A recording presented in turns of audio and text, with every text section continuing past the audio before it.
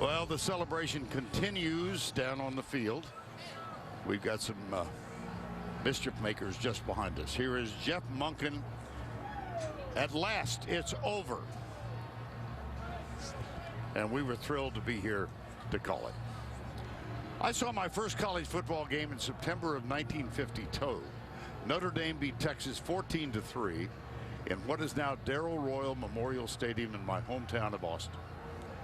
I watched the game while selling soft drinks in the north end zone stands, nickel a bottle. I was 12 years old.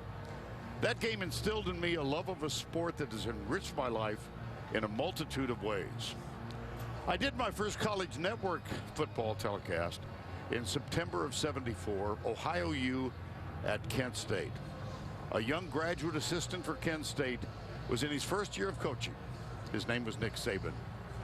Today, after hundreds of Saturday afternoons on the air, it's time to step aside with a grateful nod to all of you who've been watching over the decades. To my colleagues at CBS Sports, and a very special thank you to the wonderful 75 men and women who make up our college football travel roster. To my partners, Jill Arrington, Tracy Wolfson, and Allie LaForce on the sideline, and to the two extraordinary men with whom I've shared this booth over the last 17 years, Todd Blackledge and Gary Danielson. Here's the tough part. Most of all, to my lovely and amazing wife, Nancy. We've shared this journey for 34 years and counting. She has been in the booth for every game this season, and our crew admires her as much as I do. This final season has been filled with nostalgia, sentiment, and celebration.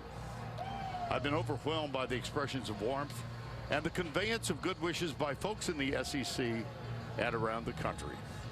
Now, I welcome Brad Nessler to fill this position, and I wish him at least 17 years with Gary and Allie. I'm not going into hiding. I'll see all of you during March Madness, and I'll yell at you from the 16th tower at the Masters. Till then, thank you.